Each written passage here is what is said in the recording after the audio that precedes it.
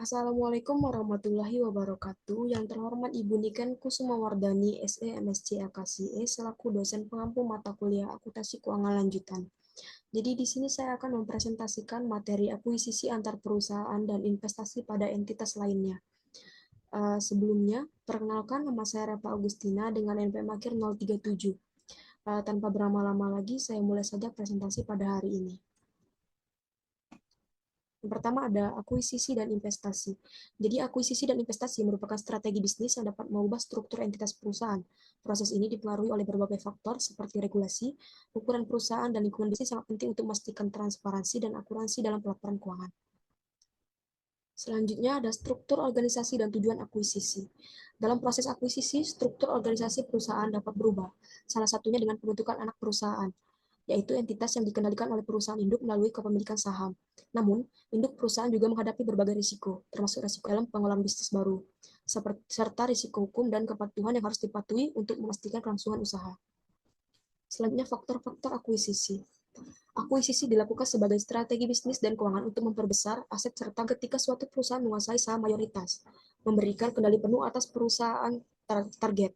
Jika kepemilikan saham melebihi 50%, perusahaan tersebut dianggap sebagai pengendali. Akuisisi juga membawa keuntungan sinergi, baik dari segi operasional maupun keuangan, yang dapat meningkatkan daya saing dan efisiensi bisnis. Lalu kombinasi bisnis. Kombinasi bisnis adalah perusahaan yang awalnya berdiri sendiri. Terdapat beberapa jenis kombinasi bisnis, di antaranya merger, yaitu ketika dua perusahaan bergabung menjadi satu dan salah satunya dihapus, serta akuisisi, di mana satu perusahaan mengambil alih aset dan liabilitas perusahaan lain. Namun, jika proses ini tidak berjalan lancar dan kedua perusahaan mengalami kesulitan, bisa terjadi. Lalu prosedur akuntansi kombinasi bisnis.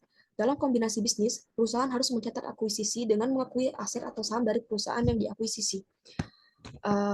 Proses ini juga mengharuskan pengakuan liabilitas sisi saham mayoritas, maka otomatis perusahaan tersebut mendapatkan kontrol bisnis atas entitas yang diakuisisi, yang berdampak pada pelaporan keuangan dan struktur organisasi. Lalu PSAK 22, Standar Akuntansi Kombinasi Bisnis. PSAK 22 adalah standar akuntansi yang mengatur pencatatan kombinasi bisnis dari akuisisi, di mana pihak pengakuisisi harus mengakui seluruh aset dan liabilitas perusahaan yang diakuisisi. Sesuai dengan PSAK 22, aset dan liabilitas tersebut harus diukur berdasarkan nilai wajar pada tanggal akuisisi. Kombinasi bisnis dicatat sesuai dengan persyaratan akuntansi yang berlaku, sehingga meningkatkan transparansi dan kendala laporan keuangan. Selanjutnya, akuntansi goodwill dalam kombinasi bisnis. Dalam kombinasi bisnis, goodwill adalah selisih lebih antara nilai akuisisi dengan nilai wajar aset bersih yang diperoleh dalam laporan keuangan. Goodwill dicatat sebagai aset tidak berwujud dan tidak boleh diamortisasi.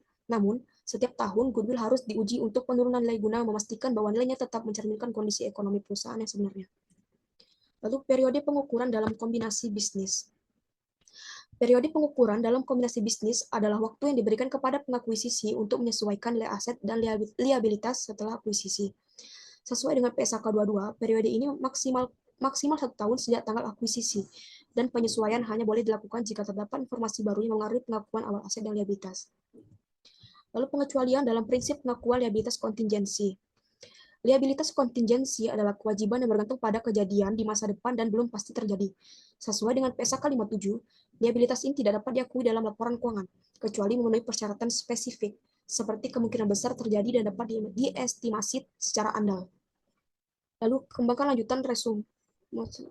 Lalu tanggal akuisisi. Pada tanggal akuisisi serta pengukuran awal, liabilitas kontingensi dapat tetap diakui atau dihentikan tergantung pada keabsahannya. Pihak pengakuisisinya harus menilai liabilitas ini berdasarkan dua faktor utama. Pertama, sesuai dengan PSAK 57, pengakuan liabilitas kontingensi harus memenuhi persyaratan tertentu. Kedua, liabilitas harus diukur pada nilai yang lebih tinggi, antara jumlah yang ditentukan sesuai standar atau setelah dikurangi amortisasi jika dapat diestimasi dengan jelas. Lalu pengungkapan dalam laporan keuangan. PSAK 67, revisi tahun 2013, mengatur bahwa perusahaan harus mengungkapkan informasi penting terkait akuisisi dalam laporan keuangan. Informasi yang harus disampaikan mencakup identitas yang diakuisisi, serta ringkasan keuangan, seperti jumlah agregat aset, liabilitas, pendapatan, dan laba rugi. Selain itu, standar ini juga menjelaskan alasan mengapa anggaran material di bawah 2% dianggap tidak signifikan, serta dampak akuisisi terhadap nilai investasi perusahaan induk. Lalu kombinasi bisnis dan transparansi laporan keuangan. PSAK 22 dan 28 menekankan pentingnya transparansi dalam laporan keuangan terkait kombinasi bisnis. Setiap transaksi pengguna laporan keuangan untuk menilai dampaknya terhadap kondisi keuangan perusahaan. Informasi ini harus diungkapkan dalam 2 tahap, yaitu selama periode pelaporan berjalan serta setelah akhir periode pelaporan, tetapi sebelum laporan keuangan diterbitkan guna memastikan akuntabilitas dan kejelasan bagi para pemangku kepentingan. Dan terakhir ada kesimpulan. Akuisisi antar perusahaan dan investasi pada entitas lain bertujuan untuk memperluas usaha, meningkatkan daya saing, dan memperoleh manfaat finansial. Kombinasi bisnis dapat berbentuk merger, akuisisi, atau gagal kombinasi. Dengan pencatatan yang diatur dalam PSAK 22 menggunakan metode akuisisi. Dalam metode ini, aset dan liabilitas diukur berdasarkan nilai wajar pada tanggal akuisisi, dengan selisihnya dicatat sebagai goodwill. Untuk memastikan transparansi, laporan keuangan harus mengikuti standar PSAK 57 dan PSAK 67 agar pemangku kepentingan dapat memahami dampak finansial transaksi tersebut. Dengan pencatatan yang sesuai standar, kombinasi bisnis dapat dikelola dengan baik dan memberikan manfaat optimal bagi perusahaan. Untuk membeli aset milik 21st Century Fox ini menarik perhatian masyarakat dunia. Di mana hal ini menjadi trending topik worldwide pekan ini. Walt Disney, siapa yang nggak tahu, resmi mengumumkan Fox, di mana tidak heran jika hal tersebut menjadi perbincangan hangat di lini media massa Twitter, dan kata Disney ini menjadi trending dengan lebih dari 450.000 cuitan. Melalui akun Twitter resminya, Disney dan juga 21st Century komentar diberikan oleh netizen dan juga public figure, seperti yang datang dari Ryan Reynolds. Ini menyindir Disney lewat foto di akun Twitter miliknya. Dan komentar lain datang dari akun @darren_rovell yang mengatakan bahwa hal ini telah diprediksi oleh serial The Simpsons. Mereka tidak hanya memberikan komentar, netizen juga membuat beberapa meme kreatif. Kamis pagi 21st Century Fox, dengerin ya, senilai 52,4 miliar dolar Amerika Serikat atau setara 711 triliun rupiah. Dengan begitu, Disney mendapatkan aset-aset yang dimiliki Fox, diantaranya serial X-Men, Avatar, dan juga Deadpool. Baik, jadi di sini saya akan menjelaskan terlebih dahulu kronologi kasus. Jadi pada Oktober 2017, Disney mulai negosiasi untuk mengakuisisi September 2017 menawarkan senilai 52,4 miliar dolar Amerika Serikat, dan pada Juni 2018 Comcast menawarkan 65 miliar, namun Disney menaikkan tawaran menjadi 71,3 miliar dan akhirnya memenangkan akuisisi. Setelah mendapatkan persetujuan pemegang saham dan regulator, akuisisi resmi selesai pada Maret 2019. Pasca akuisisi, Disney merestrukturisasi Fox, memasukkan kontennya ke Disney dan mengganti nama menjadi 20th Century Fox menjadi 20th Century Studios, memperkuat posisinya di industri hiburan dan streaming. Untuk penyelesaian kasus, akuisisi 21st Century Fox oleh Disney terjadi setelah melalui persaingan dengan Comcast dan persetujuan dari berbagai regulator. Setelah Disney menaikkan tawarannya menjadi 71,3 miliar, pemegang saham Fox dan Disney menyetujui transaksi tersebut pada Juli 2017.